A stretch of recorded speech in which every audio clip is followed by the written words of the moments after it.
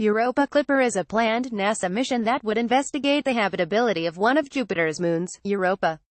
Underneath the moon's icy surface, an extensive ocean is thought to exist. The Hubble Space Telescope has detected evidence of plumes erupting from this ocean multiple times in recent years, adding more speculation that life would be possible on Europa. The mission was officially renamed Clipper in 2017, after that title was used as a nickname for years. The previous official NASA name was the Europa Multiple Flyby Mission. Clipper refers to the clipper ships that sailed across the oceans of Earth in the 19th century, three-masted sailing vessels renowned for their grace and swiftness, according to a NASA statement in March 2017. If the mission launches, Europa Clipper would fly past the moon from 40 to 45 times to help scientists learn more about Europa's environment, its icy surface, its interior, and the massive amounts of radiation surrounding it, coming from nearby Jupiter. Congress previously requested the mission launch in 2022, but recent budgetary changes may force the expedition to launch later in the 2020s. Italian astronomer Galileo Galilei discovered Europa and the three other largest moons of Jupiter in 1610, shortly after the invention of the telescope. Due to Europa's small size, detailed investigations of the moon had to wait until the space age, when spacecraft did flybys of the satellite. Europa was first examined by NASA's Pioneer 10 and Pioneer 11 spacecraft, in 1973 and 1974, respectively, although those missions focused on imaging Jupiter. Subsequent quick flybys took place during the NASA Voyager 1 and Voyager 2 missions, which went through Jupiter's system a few months apart in 1979. These early pictures, although taken from a distance, showed that Europa has an icy surface. At the time, many astronomers thought that all moons were similar to Earth's nearly atmosphere-free moon, so seeing locations such as Europa was a surprise.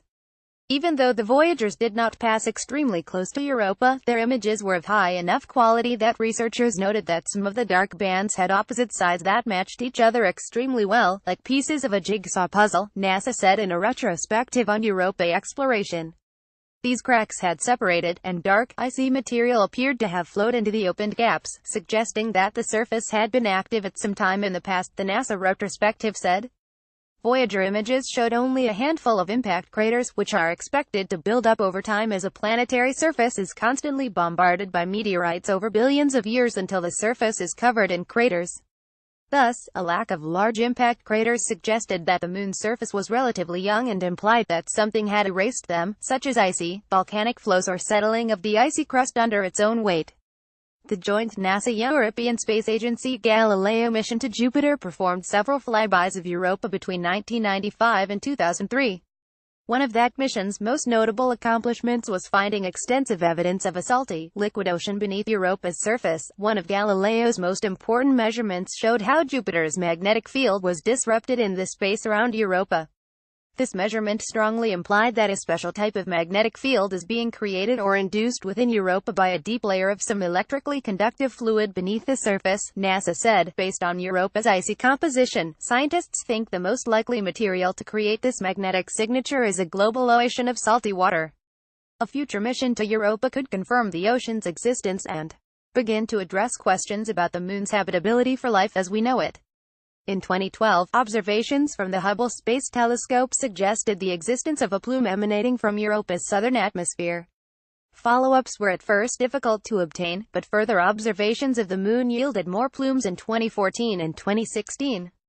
The two latter plumes emanated from a warm spot first detected by the Galileo mission, which indicates that the spot and the plumes may be linked in some way, scientists said in 2016. Europa Clipper originated in a mission that was intended to include participation with the European Space Agency and the Japanese Aerospace Exploration Agency. The mission was called Europa Jupiter System Mission Laplace and was intended to lift off in 2020. It would have included two probes, the Jupiter-Europa Orbiter from NASA and Jupiter-Ganymede Orbiter ESA. Ultimately, however, the two agencies dropped the collaboration due to a conflict between their space visions. ESA's contribution arose from the agency's Cosmic Vision 20,152,025 program, in which the scientific community determines the most pressing space exploration goals for future missions. The United States, however, did not identify the Europa mission as a priority in the 2011 decadal survey from the U.S. National Research Council, according to ESA. This was also the case for two other ESA missions, so the Europeans chose to withdraw as a partner, they said in a statement at the time. the European Space Agency moved ahead with a new independent mission, called JUICE Jupiter Icy Moons Explorer, that would focus on Ganymede, Callisto and Europa. This mission was ultimately approved for launch and is expected to leave Earth in 2022 and arrive at Jupiter's system in 2030. Meanwhile, NASA and the U.S. science community forged their own path for a cheaper Europa orbiter mission, called the Europa Multiple Flyby Mission. The mission was approved for further NASA development in 2015. The same year, Congress asked NASA to consider adding a lander to enhance the mission's science. In early 2017, Europa Clipper, as the mission is now called, reached its design stage Phase B. At this part in mission planning, spacecraft engineers must determine the detailed designs of the spacecraft components as well as the instruments it is expected to take to Europa.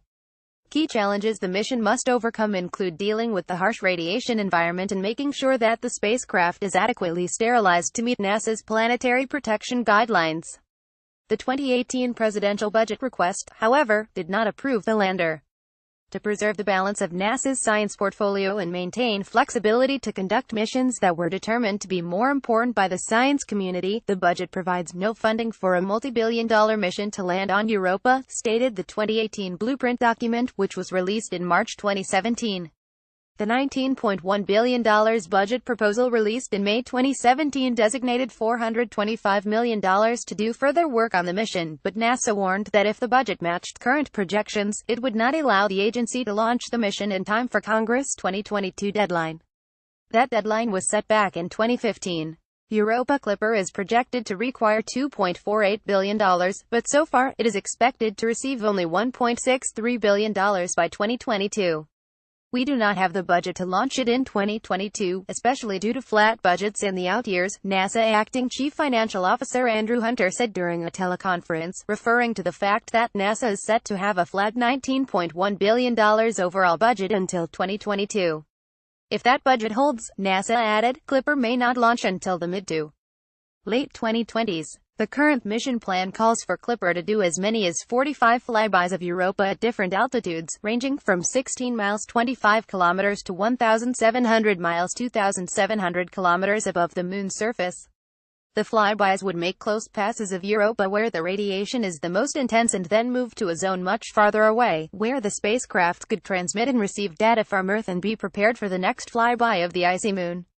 Radiation is expected to be the limiting factor of the mission's lifetime, while most other space missions stop because they run out of fuel or lose the ability to point instruments correctly. Here is the full list of science instruments expected to fly on the mission. Plasma instrument for magnetic sounding PIMS. Interior characterization of Europa using magnetometry ICEMAG. Mapping imaging spectrometer for Europa. MICE Europa imaging system. ICE radar for Europa. Assessment and sounding ocean to near surface reason. Europa thermal emission imaging system. ETHEMIS mass spectrometer for planetary exploration. Europa MASPEX ultraviolet spectrograph. Europa UVS surface dust mass analyzer. Suited to the spacecraft's 9 instruments are designed to reveal more about the nature of Europa's surface and ocean. According to NASA, pictures and data would flow back to Earth from the cameras and spectrometers. Radar would peer through Europa's ice to see how thick it is and what might be underneath, and the magnetometer would analyze the Moon's magnetic field information that would help refine measurements of the ocean's depth and salinity. The team also plans to follow up on the Hubble Space Telescope observations of plumes. Specifically, the thermal instrument would probe for evidence of warmer water near the surface, while the Clipper also looks for water in the atmosphere, if the plume's existence is confirmed, and they are linked to a subsurface ocean. Studying their composition would help scientists investigate the chemical makeup of Europa's potentially habitable environment while minimizing the need to drill through layers of ice, NASA said. Additional resource JPL Europa Clipper mission page.